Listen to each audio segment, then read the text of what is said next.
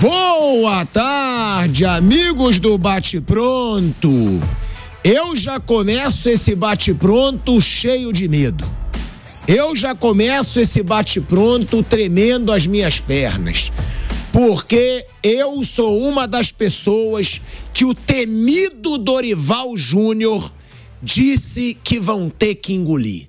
Então eu tô com medo, eu tô num momento que eu tô tremendo as minhas pernas. Realmente foi uma campanha da seleção brasileira na Copa América que a gente tem que achar que foi bom, né? Porque pelo que eu vi da entrevista do Dorival Júnior, a gente tinha que elogiar essa Copa América brilhante da seleção brasileira, com um bando de jogo bosta da seleção brasileira.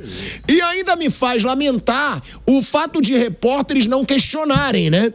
Parece que é só uma assessoria de imprensa que você bota o microfone pro treinador, ele fala o que quer e não tem questionamento. Porque nessa entrevista deveria ser perguntado, Dorival, mas em vez de você falar que vão ter que engolir, em vez de você falar que as críticas foram injustas, você não tem que falar que o futebol foi patético com 25 dias de preparação? Claro, podia ser de uma forma mais educada. Tudo bem, Dorival, mas em vez de você mandar as pessoas engolirem a seleção brasileira, não é hora de assumir que o trabalho foi muito ruim, mesmo tendo 25 dias de preparação para a Copa América? Mas não, é o que eu sempre falo aqui. A gente tem uma imprensa que muitas vezes, para ganhar entrevista, tem que bajular. Influenciadores que, para ganhar passagem, hospedagem, ingresso, tem que bajular. E aí vem uma entrevista patética como essa. Porque isso não é entrevista, isso é pronunciamento, é ridículo. Ele fica mandando mensagem, passando recado. Eu sou o primeiro a falar aqui, se começar a jogar bem eu vou elogiar, mas se jogar a bosta de futebol que jogou na Copa América, a gente tem que criticar, porque senão a gente perde completamente a credibilidade, como muitos já perderam, com o povo brasileiro, porque o povo não é idiota. O povo não é imbecil. O povo tá vendo o jogo da seleção brasileira. Se a gente chegar aqui, Dorival Júnior, e elogiar esse trabalho patético que você e os jogadores e a CBF fizeram, o povo vai falar, não é possível. O pilhado tá achando que a gente é otário. Assim como a grande maioria das pessoas que assistiram a sua entrevista acharam uma piada. Acharam uma afronta ao torcedor brasileiro. Em vez de você dizer que vão ter que engolir, em vez de você dizer que as críticas foram absurdas, diz que o trabalho foi ruim. Diz que foi ruim, mas que você pode melhorar, que você vai lutar para melhorar. Não diz que tá evoluindo, como você falou algumas vezes, que só tá regredindo. Não tá evoluindo nada na seleção brasileira. Os jogos são cada vez piores. Ou então faz que nem o Vinícius Júnior, que pediu desculpa nas redes sociais, que falou que o cartão que ele recebeu foi culpa dele. Humildade é uma virtude. Agora, dizer que quem criticou vai ter que engolir é brincadeira. Então eu vou pedir 5 litros de água aqui hoje, que eu vou ficar engolindo o programa inteiro. Porque eu disse e repito, a Copa América foi uma vergonha, a Copa América foi um vexame, a Copa América foi ridícula, os jogos do Brasil foram patéticos, o Brasil se tornou a 4ª potência da América do Sul, imagina do mundo. E aqui, Dorival Júnior, a gente não vai mentir pro torcedor. Se começar a jogar bem, eu vou ser o primeiro a falar. Parabéns, Dorival. O trabalho surtiu efeito. Esse Brasil tá encantando. Mas enquanto o futebol for ruim, enquanto estiver desorganizado, enquanto as substituições forem erradas, enquanto você tiver trabalho, tempo de trabalho, e não mostrar isso dentro do campo, eu vou criticar e eu engulo. Ó, já vou engolir aqui, ó. Tô engolindo, mas fazer o público de otário pra ganhar passagem da CBF, pra ganhar acesso a jogo, pra ganhar acesso a vestiário, pra ganhar ingresso, isso eu não vou. É muito fácil você ser um influenciador recebendo da CBF, tendo que elogiar uma seleção brasileira que não joga nada há anos. É muito fácil você ser um repórter que você bota o microfone e você não questiona. Então poderia colocar, como diz o velho Vamp, o Rodrigo Paiva voltou para a seleção brasileira. Bota o Rodrigo Paiva com o microfone segurando pro Dorival Júnior fazer um pronunciamento, não precisa ter entrevista. Em entrevista você tem que questionar. A partir do momento que ele falou que o povo vai ter que engolir, não, calma aí, Dorival. Não é o povo vai ter que engolir, o povo tem direito de reclamar. É você ter que evoluir o seu trabalho. Então fica com essa falta de questionamento. Uma boa tarde, Flávio Prado. Boa tarde, meu amigo Marcos André, velho Vamp. Boa tarde, Mauro César Pereira. Mauro, teve esse desabafo do Dorival Júnior, né? Que eu não chamo nem muito de entrevista, eu chamo de pronunciamento. Porque uma entrevista pra mim tem que ter questionamento. E não teve muito. Agora, o que dizer disso, Mauro? Porque o cara tem 25 dias pra trabalhar e faz uma Copa América péssima. Em vez dele reconhecer seus erros, ele diz que vão ter que engolir. E ele ainda falou, e aí a gente criticou muito, eu, você, todo mundo aqui, sobre a situação da roda, que é um absurdo dizerem aquilo, uma injustiça. Mas a gente viu as imagens do Dorival e você estava levantando o dedinho para pedir para falar. Ele chegou a comparar lá, né, com outras situações de pênalti que ele ficou fora da roda. O que falar dessa entrevista do Dorival Júnior? É meio afrontosa, né, Mauro? Para a campanha pífia, como você diz, da seleção brasileira na Copa América. Pois é, isso aí eu chamo de gestão de crise, né? É uma tentativa de gestão de crise, ou seja, pegou muito mal a eliminação e esse comportamento dele ali fora da rodinha, teve uma péssima repercussão. Na hora a gente percebeu isso, comentávamos isso fora do ar, o Flávio estava ainda na transmissão lá do Nilson, a gente estava ali no estúdio, eu, você, o Piperno, acompanhando o final da partida e falando a respeito da mesma. Quando houve aquela situação antes dos pênaltis, né? A gente até falava na hora ali, pô, que absurdo. Na hora eu chamei a tua atenção, falei, pô, Thiago, que porra é essa? Os caras levantando o dedo, pô, o que tá acontecendo? O Vampeta estava lá no ninho, viu a mesma coisa, teve a mesma reação. Essa reação, gente, se fosse um daqueles filmes que você pega várias pessoas reagindo a uma determinada situação simultaneamente, teria aqueles vários quadradinhos na tela e todo mundo reagindo a mesma coisa, falando a mesma coisa. Pô, o que é isso? O técnico tá do lado de fora? Bem, eu acho que é uma tentativa de gestão de crise, porque ficou a imagem de um técnico sem autoridade, sem pulso. E aí o que ele faz? Ele tenta falar grosso. Mas ele não tem que falar grosso com quem o critica, porque quem o critica está fazendo de forma pertinente, porque o desempenho foi ruim e esse comportamento dele não é o comportamento de um comandante, de um líder. É óbvio, gente, é óbvio. Vou repetir o que eu falei aqui. Além do Bielsa, com a prancheta nas mãos, cercado por jogadores uruguaios que estavam todos atentos, com os olhos fixados no técnico, na prancheta e ouvindo o que ele tinha a dizer, eu não consigo imaginar o Abel Ferreira fazendo isso, o Jorge Jesus fazendo isso, o Tite, com todo o jeitão dele, meio pastorzão, né? Também ali fora da rodinha. Eu não consigo imaginar o Mourinho fora da rodinha, o Guardiola fora da rodinha. Mas o Guardiola, posso entrar aí? Pô, não existe, gente. O técnico, nessa hora, ele é o cara que vai dizer o que tem que ser dito. Seja uma questão absolutamente técnica, orientando os jogadores com relação às cobranças, alertando para algo que foi treinado. Olha, o goleiro se comporta assim. Fulano, você que bate sempre assim, cuidado com isso.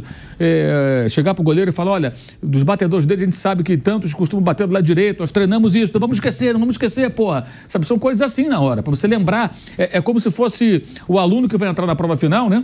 E o professor tá lembrando, não esquece que você estudou isso aqui, agora é a hora da verdade, porque nem a prova isso aí. Você treina, chega na hora aí, você tem que lembrar, porque com o nervosismo que você sempre cita, o peso nos ombros, é hora de você esfriar a cabeça e lembrar, olha o que nós treinamos. Que se o cara estiver nervoso ali, ele esquece tudo na hora. Igual o aluno que chega na prova final, dá um branco, né? Nervosão, pô, vou perder o ano, você é reprovado, e erra tudo e acaba não conseguindo colocar o que ele sabe ali. Essa é a função do técnico nessa hora, não ficar coçando a cabeça ali, levanta o dedo, coça a cabeça. Então pegou mal. Eu acho que faltou ao Dorival aí, a ele, ou a quem o cerca, fala, Dorival, foi uma merda, cara. O desempenho foi ruim, o time não jogou nada, esse comportamento seu pegou mal. Então, melhor não falar nada. Ou então é o seguinte, ó, como fez o Vinícius. O Vinícius foi muito bem, foi muito maduro. Foi mais maduro do que o chefe dele. Admitiu que jogou mal, admitiu que os cartões foram evitáveis, pediu desculpas pelos erros dele, prometeu melhorar, pronto, acabou. Qual o problema disso? Alguém está criticando o Vinícius Júnior? Ninguém está criticando. Por quê? Porque ele fez o certo. Nessas horas você tem que fazer o quê? Admitir que fez uma bobagem, né? No caso do Vinícius, até é natural, inerente à idade, é jovem ainda, ele tem que assumir um papel de protagonista e ele se excedeu de fato, muito pilhado, reclamando muito, brigando muito dentro de campo, muito mais do que o normal. Eu até falei sobre isso aqui durante a Copa América, né? Eu acho que ele está muito nervoso, aquele jogo com o Paraguai, achei que ele ficou se estressando demais em campo. Desnecessário ganhar. Não precisava daquilo. E assim, meio que vocês querem que eu seja o comandante do time, eu vou você. Não é assim. Essas coisas se impõem naturalmente. E talvez ele seja um jogador tecnicamente decisivo, mas não tem essa liderança, não no aspecto técnico, mas de personalidade, de comandar. Cada um é cada um. Cada um tem a sua maneira de ser, de jogar futebol, de se comportar em campo. Agora, o Dorival, justificar esse negócio da rodinha, é melhor não falar nada. É melhor ele falar o seguinte, até pela rede social, do que da entrevista. Olha, gente, realmente o desempenho não foi bom, a gente trabalhou 25 dias, não era o que nós queríamos, sabemos que não está bom, vamos trabalhar para melhorar. Temos um jogo agora dia tal, assim, eliminatórias. O que é mais importante agora é classificar para a Copa do Mundo. Infelizmente não nos saímos bem, mas é um começo de trabalho. Eu cheguei agora, todo mundo me elogiou no começo por conta dos jogos na Europa contra Inglaterra e Espanha, mas não deu certo. Aconteceu, mas a gente vai melhorar, vamos trabalhar, vamos melhorar. Muitas críticas fazem sentido e tal. Isso fazem sentido, gente. Fazem sentido. Ninguém o ofendeu pessoalmente, falou nada contra a pessoa do Dorival. Foram críticas ao trabalho e uma surpresa que atraiu outros questionamentos e críticas com relação a esse comportamento dele que a gente está vendo aí do lado. Aí, ó. Essa imagem é muito chocante. E para piorar, ele fez uma bobagem que foi botar esse casaco do Zagallo. Agora eu vou ter que me engolir. Porque agora ele falou essa frase, mas ele não tem que falar a frase do Zagallo de engolir essas bobagens aí. Ele tinha que ser o Zagallo nessa hora, como o Zagallo foi em 98, no jogo Brasil-Holanda. Olha, eu não era fã do Zagallo. Eu nunca gostei daquela coisa do Zagallo, muito subserviente à CBF, aquele status quo, eu nunca gostei disso. Achava um saco aquele papo de amarelinha, falta uma, falta duas. Eu nunca gostei disso no Zagallo. Tá, não é porque ele morreu, eu quero fazer média com ele. Sempre respeitei como pessoa, todas as vezes que eu precisei entrevistá-lo, ele foi muito educado. Até porque eu cobri seleção, ele estava lá com o Parreira, por exemplo, antes de 94, e sempre foi muito educado, sempre tratou muito bem. Aliás, o Zagallo tinha uma característica, ele sempre foi muito gentil com qualquer repórter. O cara chegava do jornal Tiririca do Brejo lá, ele parava, ele dava atenção, ele falava, sempre era muito simpático, isso era uma coisa muito legal. Não tinha marra nenhuma assim para falar, eu sou do maior veículo do planeta, eu sou da BBC, quero entrevistar o Zagallo, ele dava atenção. O cara do jornalzinho lá do bairro, ele dava atenção também. Não tinha problema nenhum. Isso é muito legal. Então não se trata de algo pessoal. Eu não gostava dessa conduta, esse perfil dele, isso me incomodou. Quando o Parreira, que falou uma vez que o Brasil, a CBF foi o Brasil que deu certo, né? Lembra disso? Falou essa coisa? Sim. Então, assim, são personagens que não comungam mais ou menos do meu pensamento, mas eu os respeito profissionalmente como pessoa, problema nenhum. Mas é inegável que em 98, eu não estava nem cobrindo futebol, Thiago, eu estava trabalhando numa revista de carro, eu trabalhava no segmento de revistas de automóvel. E no dia do jogo Brasil-Holanda, o pessoal todo saiu mais cedo para ver o jogo, né? E eu fiquei na redação sozinho, falei, vou ver o jogo aqui. Trânsito na cidade, voltar para casa, o inferno, não vou ficar aqui. Peguei a televisão da redação, liguei, comprei umas cervejas no bar lá da esquina do boteco, botei a cerveja na geladeira lá e fiquei lá tomando cervejinha vendo lá o jogo do Brasil. Vi sozinho o jogo, com muita atenção. Aquele jogo Brasil domina, é dominado, quase perde na prorrogação. A Holanda tem um momento ali que é muito perigosa e quando termina dá uma sensação assim, ufa, o Brasil quase perdeu, era para ganhar e quase perdeu. Aquele momento que o Zagallo começa a falar, aquilo é do cacete, cara. Por mais que eu possa ter alguma resistência ao Zagallo aqui ou ali, porra, ele vai jogador por jogador e fala, vamos ganhar essa porra. Eu acho aquilo bonito pra caramba, cara. Mesmo sem ser, eu não sou um torcedor de seleção nenhuma, mas eu achei aquilo sensacional. Porque ali é o Zagallo carregando toda a sua história, seus títulos, o peso enorme que ele tem na história da seleção brasileira, do futebol brasileiro, até mundial, né? Campeão como técnico, maior campeão, né? Como técnico, jogador e coordenador. O cara ganhou 2 Copas como jogador, uma Copa como técnico, uma Copa como coordenador. E foi vice numa outra que foi essa de 98. Cara, ele vai a um por um e começa... Cara, aquilo é muito legal. Porque se você pensar no Ronaldo naquela época, o Rivaldo naquela época, aqueles jogadores não eram campeões do mundo. Hoje é fácil falar, o Ronaldo é campeão, o Rivaldo... Eles jogaram pra caramba em 98, os dois. Tanto o Rivaldo quanto o Ronaldo. Fica muita imagem da final contra a França, mas os dois jogaram muito, pô. No final contra a Holanda... Porra, os caras jogou contra a Bélgica, do Rivaldo. Jogaram pra caramba. Não, aí é a Copa de 98. 98. Eles jogaram pra caramba na Copa do Mundo, tanto o Ronaldo quanto o Rivaldo. E na outra ainda mais. Mas ali, naquela hora, é normal que o jogador tenha uma insegurança, né? Antes do pênalti. E o Zagallo passou para eles o quê? Firmeza, vamos ganhar. Tafarel, vamos pegar os pênaltis. E o Brasil ganha. Aquilo ali teve as digitais do Zagallo assim encravadas. E aquilo foi muito repetido várias vezes, porque foi uma cena muito marcante. Então, se o Dorival põe o casaco do Zagallo, ele podia até bancar o Zagallo ali, entrar na rodinha, dá licença, né? Galera, é isso, assim e tal, nós não estamos jogando bem, tínhamos que ganhar, mas vamos ganhar essa porra, não sei o quê. Aí ficou lá de fora, gente. Ele quer que a gente fale o quê? Faço sempre a ressalva. Você falou até que é covardia. Eu faço sempre a ressalva que eu acho o Dorival um cara muito legal.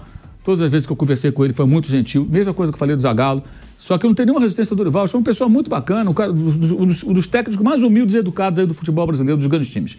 Marra nenhuma, um cara muito legal. Mas, gente, tá na seleção brasileira. O holofote é muito grande. Eu acho até assim, as pessoas não torcem mais pelo Brasil como antes.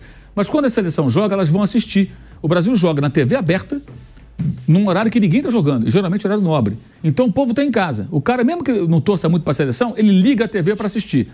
E quando ele liga para assistir a seleção, como você costuma dizer, aquela coisa de joga bonito, que botaram na camisa, o que o brasileiro em geral pensa? Porra, a seleção vai jogar. O meu padrão de exigência é alto. Eu quero ver essa porra desse time jogar bem. Se não jogar bem, eu vou criticar. O cara já vai ver o jogo com esses olhos. Porque a própria seleção se propõe a ser isso. Quando puseram uma vez lá, junto com a Nike lá, joga bonito na camisa, na placa em volta do campo, joga bonito. Você está dizendo que joga bonito? Os jogadores falaram. O Andrés. Na seleção brasileira. O Andrés falou agora dos uruguaios, aquele negócio lá, que deu aquele rolo lá do Soares, né? Ele falou, não, 5 estrelas e tal. Não foi ele que ganhou, mas eles montam em cima dessa coisa das conquistas, né? O Vampeta participou. Eles não participaram, mas eles falam disso. Como se eles fossem campeões. Eles não são os campeões, eles têm que continuar provando sempre. Então o nível de exigência é alto, joga no horário isolado, no horário nobre, todo mundo para ver, porque é o que está rolando, né? Não joga toda hora, sim, joga muito, mas não é toda semana que tem seleção, mas o nível de exigência é alto. Quando você aceita treinar a seleção, vai ser assim, cara. A mesma coisa vai ser na Argentina, na Itália, imagina. O que os italianos estão falando lá? Pega lá para ver. A Itália campeã europeia foi despachada. Fez uma péssima Eurocopa.